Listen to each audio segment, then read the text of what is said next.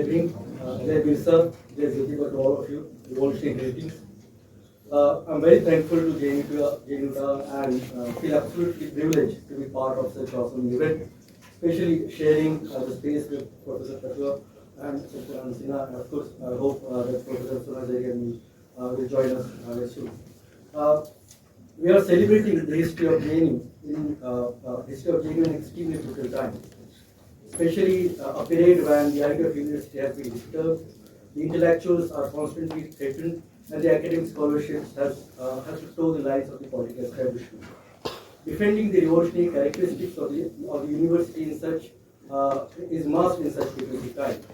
JNU has performed his role in the time of crisis earlier, and I am hopeful that even against the ongoing attacks on higher education, university system, and the critical thinking by the current dispensation, the JNU community is under pledge to carry the battle relentlessly and to defend our intellectual freedom, autonomy, and great revolutionary character that JNU is known for.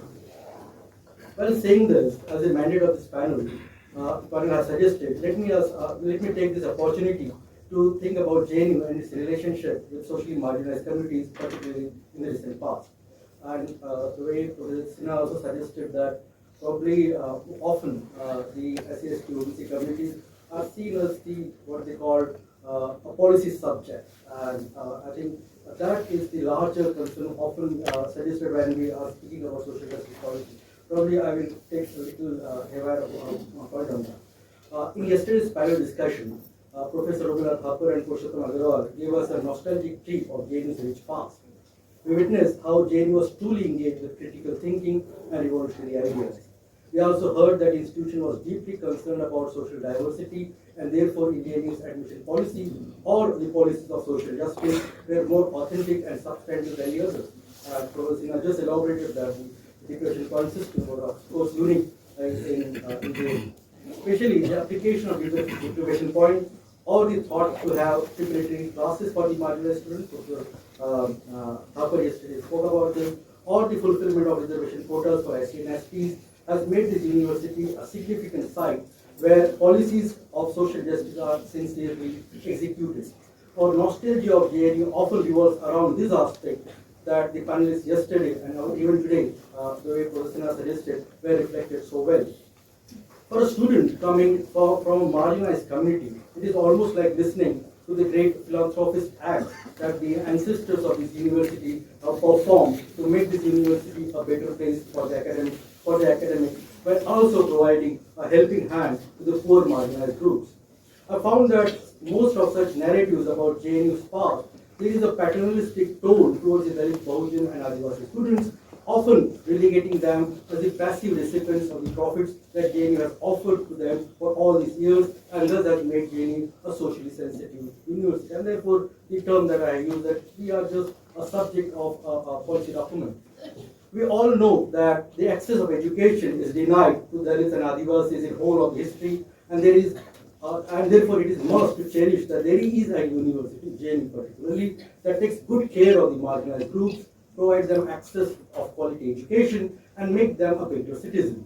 Though most of these anecdotes can be valued and celebrated by each of us present here today, I will request you to take a little pause on the same theme. While acknowledging these facts, I want to offer a deeper and critical intervention here, especially to examine the substantive role of the university towards fulfilling the values of social justice. Let me argue that for a very long time, JNU has understood the idea of representation, but not the value of social justice. And let me argue that. This can be substantiated by looking at this panel and the topic given to us. For the organizers of JNU MOSAIC, it was prudent to think about social diversity, especially the representation of Dalits, Bahujan, and Adivasi in this fest. About my presence in this MOSAIC, I am sure that more than me representing JNU today as an idea, I am allowed to share this dais mainly to represent the Dalits and their exclusive perspectives. The others can represent the JNU in general, but a Dalit Adivasi person can only represent his or her social body and particular concern. They can be clubbed under the social justice rubric and thus complete the mosaic. The problem that I wish to raise here is therefore very simple. Is there a possibility to see a Dalit intellectual or Adivasi scholar to cherish JNU's past similarly, the way Professor Thapar or Professor Agarwal has done so well in yesterday's education. I think the answer of this question lies in the answer of this question lies the limits of the problems of JNU's celebrated past. I believe that even to represent the perspective in this phase, there are better scholars and intellectuals around. Professor Gopal Guru, Professor Sunil Thorat, Ved Kumar, Vaya Saloni, JNUTA Adda, Pradeep Shinde, etc. could have given a better and intellectually vibrant perspective on JNU's life. But instead, I am standing here in this great gathering mainly to take the box of However, I do not wish to miss the fantastic opportunity. Let me say a few critical things about JNU with an expectation that the audience will appreciate my criticality, freedom, and the diversity of my views. I came to JNU from a very small town called Nagpur in Maharashtra. In our socio-political culture, Shivaji, Jyotiba Phule, and Ambedkar were omnipresent. There was no day when we will not salute Jai Bhim. When I entered in JNU, it was shocking for me that the iconic figures with whom I am so deeply attached are almost alien in this land. The academic culture of the socio-political activism was overtly dominated by left-Marxist ideas and values. So I appreciated the revolutionary and critical methods around which the academic and political sphere were organized, and I overwhelmingly participated in. There was always an apprehension about my own position in this discourse. The political values that I cherished so emotionally at my hometown had very few takers, as I said, Ambedkar or Phule for that matter. For example, there was a spatial cultural platform named United Dalit Students Forum, where Dalit Adivasi issues were raised exclusively, but similar facilities were not available elsewhere. And there was basically, as I said, a cornered spaces for these issues. I believe that such anxiety has always burdened the Dalit Adivasi students whenever they enter into the domain, as I said, created and crafted by the social elite. It is a space which we have crafted. We are welcoming you to become part of this domain. It was a norm to believe that Dalits can represent their social body and political concerns exclusively, mostly related to the problems of discrimination, fulfillment of reservation policy, the way I am doing it here today, and their demand for more financial aid. Whereas the social elites can comment on greater universal issues, namely the theories of justice, nationalism, imperialism, globalization, secularism, human rights, environment, and so forth. And that division of intellectual labor was visible. However, for a long time, JNU has not pondered about these divisions. I encountered a term called Dalit Marxist and keep on thinking about it. I realized that whatever may be my academic and intellectual credentials, it will not be possible for me to escape my Dalit body. Even if I convince myself about such great escape, probably others will keep on recognizing me as a Dalit. I noticed that JNU allows people to operate with such nuanced vagabond typecast. Many will adopt the Dalit identity and promote it without any hesitation, like the activists of UDSF at that part of time. Some will escape it and some will adopt a new nomenclature, like I thought that I am a Marxist activist at that part of time, or even today, some of also adopt what they call the Hindutva Wala Avatar or a Bhakt identity. Probably JNU has not thought enough about the psychological burdens under which the Dalit Adivasi students survive in this campus. As a philanthropist guardians, our JNU ancestors have offered that the institution will provide us some deprivation points, like as I said, policy, reservation policy, remedial process, and there was kind of a large elaboration on this in the last lecture. Free hostels, like fellowships or free hostels, and help us to get a prestigious degree from JNU. I believe that this is a tokenistic procedural approach and lacks the value of social justice. That you are just a part of the frame and hardly have any other value as an interactive class.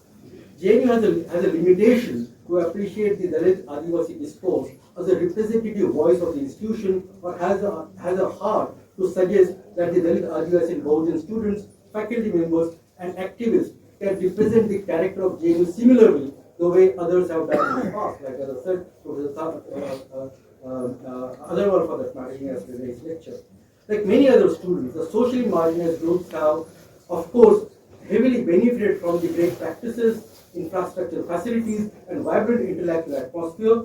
However, we fail to become the leaders, spokespersons, or celebrities of this university. There is a subtle othering of these groups in JNU. Maybe the lack was inside us.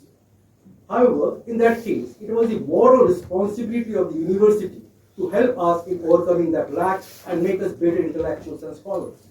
We need to ponder why JNU have not produced tall intellectual leadership among the Dalit Bahujana Adivasi groups, which will not only respected only by its particular caste segments, but can be adored, loved, and trusted by the whole JNU community.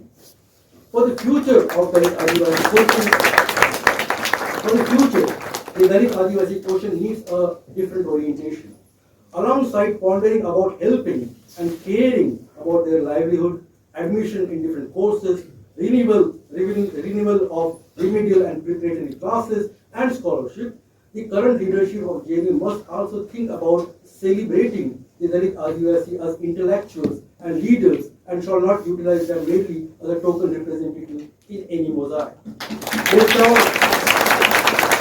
They shall not be relegated mainly to speak about their particular social and class concerns, but allow them to deliberate on every other issue on which the others are deliberating for all the years. The aim of JNU shall not hover around the idea to make the university more promising and welcoming towards socially marginalized groups, but shall take one step further and think how the Dalit Adivasi students and faculty can take the future of this university in their own hand and provide a vibrant, critical, and revolutionary atmosphere to all. Until such role reversal is done in JNU, the intellectual merit and social responsibility of the university will always be under doubt.